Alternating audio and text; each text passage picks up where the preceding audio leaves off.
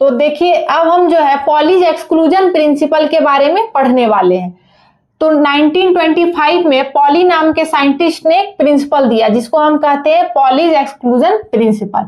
अब देखिए poly exclusion principle का कहना क्या था। तो इस प्रिंसिपल का कहना यही था कि each orbitals having maximum 2 electrons with opposite spin, यानी कि किसी भी ऑर्बिटल में मैक्सिमम 2 इलेक्ट्रॉन ही रह सकते हैं और दोनों का स्पिन क्या होना चाहिए, अपोजिट होना चाहिए। अगर मान लीजिए कि एक इलेक्ट्रॉन आप अपवर्ड डायरेक्शन में भरे हैं तो दूसरे इलेक्ट्रॉन का डायरेक्शन क्या होना चाहिए, वो डाउनवर्ड होना चाहिए। यानी कि एक इलेक्ट्रॉन अगर क्लॉकवाइज डायरेक्शन में तो दूसरा का एंटी क्लॉकवाइज डायरेक्शन में होगा। बात समझ में? अब देखिए इस चीज को हम एक एग्जांपल के द्वारा कैसे समझेंगे। अभी हम लोग अब वो प्रिंसिपल में पढ़े कि चिंटू नाम का एक लड़का था और वो आगे की पढ़ाई के लिए एक हॉस्टल गया था। तो हॉस्टल के वो फर्स्ट फ्लोर पे रह रहा था और फर्स्ट फ्लोर पे बहुत सारा कमरा था। तो मान लेते हैं उनमें से ही किसी एक कमरे में वो ठहरा हुआ था और उस कमरे में क्या था, एक डबल बेड लगा हुआ था। बात समझ में आया? वो डबल बेड का एक कमरा था। ठीक, अब चिंटू जो है किसी पिंटू नाम के लड़के से क्या कर रहा है, रूम शेयर कर रहा है। यानी कि एक पिंटू नाम का लड़का है और वो इसका रूममेट है। ठीक है, P4 पिंटू लिख देते हैं। अब यहाँ पे देखिए चिंटू भी है और पिंटू भी है। ठीक है, दोनों इस रूम में रह रहा है, डबल बेड का रूम है ये। अब दोनों में आपस में क्या होता है, लड़ाई होता है। क्योंकि दोनों का जो है आपस में बनता नहीं है, दोनों का स्वभाव क्या है, वो झगड़ालू प्रवृत्ति का है दोनों। तो अब दोनों बताइए इस बेड पे एक ही डायरेक्शन में फेस करके सोएगा?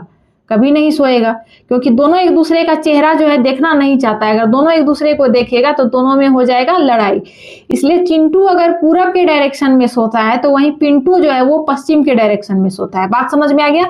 कि दोनों जो है, ताकि दोनों में मिनिमम रिपल्सन हो, मिनिमम झगड़ा हो, दोनों को एक दूसरे का फेस कम देखना पड़े, इसलिए दोनों जो है वो अपोजिट डायरेक्शन में सोता है। क्यों सोता है? ताकि दोनों में जो है मिनिमम रिपल्सन हो सके, यानी झगड़ा का पॉसिबिलिटी कम हो। ठीक है, तो सेम उसी तरह से देखिए, 2 इलेक्ट्रॉन किसी ऑर्बिटल में जब इंटर करता है तो दोनों का डायरेक्शन जो होता है वो अपोजिट होता है। बात समझ में आया? क्यों अपोजिट होता है? क्योंकि इलेक्ट्रॉन पे क्या होता है, निगेटिव चार्ज होता है। इलेक्ट्रॉन पे क्या होता है, निगेटिव चार्ज होता है। और निगेटिव सेम नेचर के चार्ज में हमेशा क्या होता है, रिपल्सन होता है। सेम नेचर के चार्ज में हमेशा रिपल्सन होता है, क्योंकि सेम स्वभाव का व्यक्ति एक दूसरे के साथ नहीं रह सकता है। क्यों?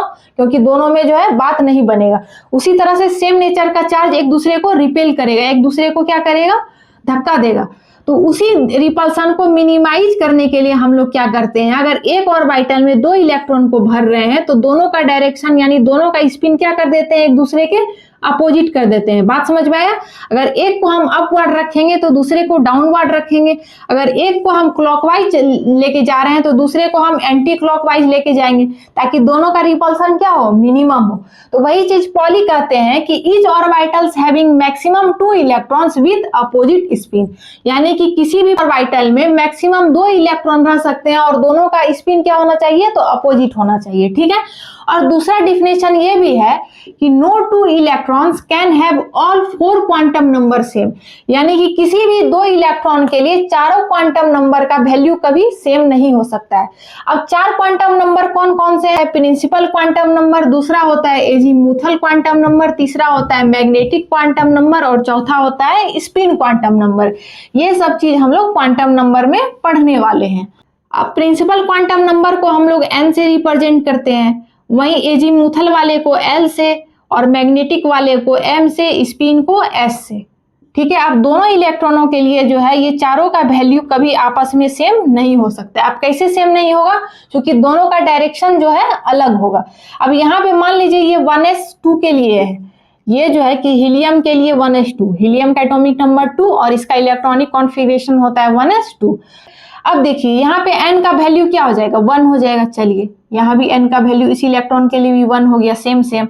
अब l वैल्यू हम लोग पढ़े थे कि s के लिए l का वैल्यू क्या होता है, 0 होता है। ठीक है, तो यहाँ पे l का वैल्यू क्या हो जाएगा, इस इलेक्ट्रॉन के लिए 0 हो जाएगा, यहाँ भी 0 हो जाएगा। अब m का वैल्यू जो होता है, m का वैल्यू जो होता है, मैग्नेटिक क्वांटम नंबर जो होता है इसके लिए वो ऑलवेज 0 होता है। बात समझ में आया? तो यहाँ भी m 0 हो जाएगा, यहाँ भी m 0 हो जाएगा।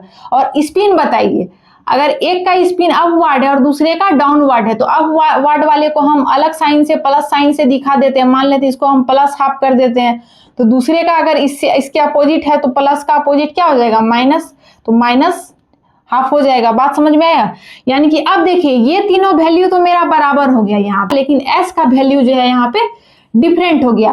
तो वही चीज कह रहा है यहाँ पे कि no two electrons can have all 4 quantum number same, यानी कि किसी भी 2 इलेक्ट्रॉन के लिए चारों क्वांटम नंबर कभी आपस में बराबर नहीं हो सकते, यानी कि एक क्वांटम नंबर जो है हमेशा डिफरेंट होगा। डिफरेंस कैसे क्रिएट होता है भाई? तो वो स्पिन क्वांटम नंबर की वजह से क्रिएट हो जाता है, क्योंकि दोनों का साइन क्या होता है? अपोजिट होता है, यानी दोनों का डायरेक्शन क्या है? अपोजिट है। तो यही था हमारा पॉलीज एक्सक्लूजन प्रिंसिपल। ठीक है।